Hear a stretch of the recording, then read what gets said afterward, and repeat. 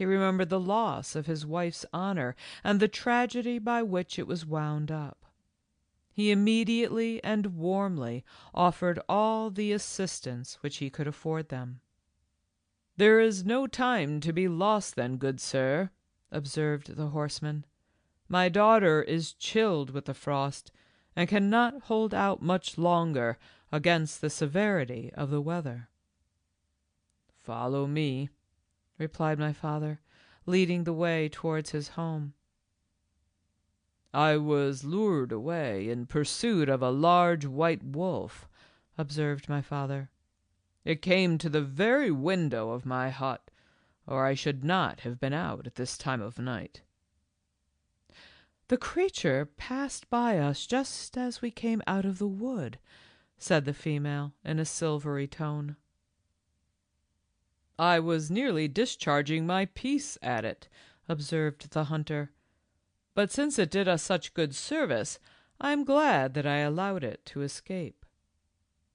In about an hour and a half, during which my father walked at a rapid pace, the party arrived at the cottage, and, as I said before, came in.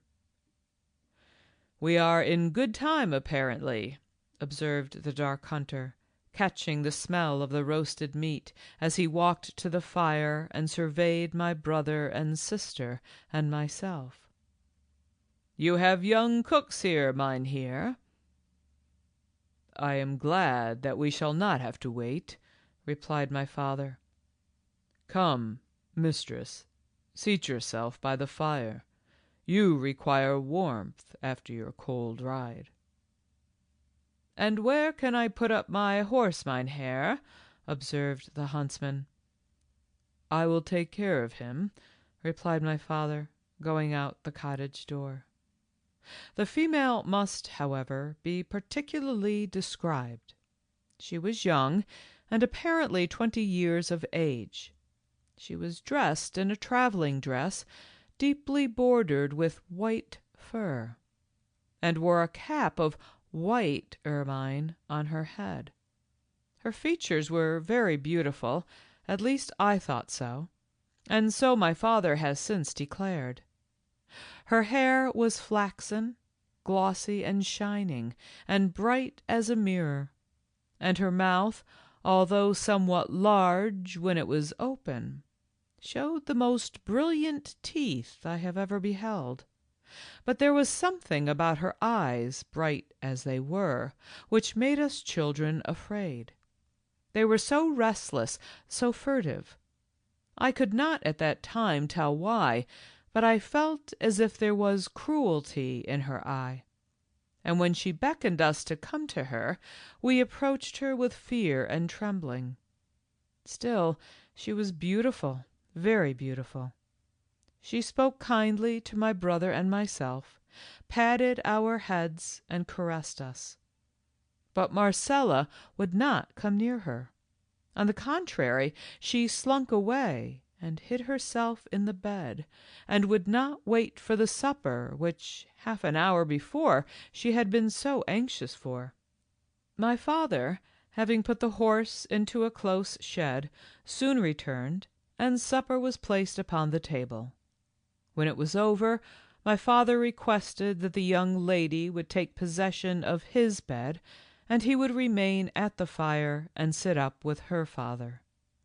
After some hesitation on her part, this arrangement was agreed to, and I and my brother crept into the other bed with Marcella, for we had as yet always slept together. But we could not sleep. There was something so unusual, not only in seeing strange people, but in having those people sleep at the cottage, that we were bewildered. As for poor little Marcella, she was quiet, but I perceived that she trembled during the whole night, and sometimes I thought that she was checking a sob. My father had brought out some spirits which he rarely used, and he and the strange hunter remained drinking and talking before the fire. Our ears were ready to catch the slightest whisper, so much was our curiosity excited. "You said you came from Transylvania?" observed my father. "Even so, mynheer," replied the hunter. "I was a serf to the noble house of Blank. My master would insist upon my surrendering up my fair girl to his wishes. It ended in my giving him a few inches of my hunting knife." "We are countrymen and brothers in misfortune," replied my father, taking the huntsman's hand and pressing it warmly. "Indeed! Are you, then, from that country?" "Yes, and I too have fled for my life, but mine is a melancholy tale." "Your name?" inquired the hunter. "Krantz." "What, Krantz of— I have heard your tale. You need not renew your grief by repeating it now. Welcome, most welcome, mynheer, and I may say, my worthy kinsman. I am your second cousin, Wilfred of Barnsdorf," cried the hunter, rising up and embracing my father. They filled their horn mugs to the brim and drank to one another after the German fashion. The conversation was then carried on in a low tone. All that we could collect from it was, that our new relative and his daughter were to take up their abode in our cottage, at least for the present. In about an hour they both fell back in their chairs and appeared to sleep. "Marcella, dear, did you hear?" said my brother in a low tone. "Yes," replied Marcella in a whisper. "I heard all.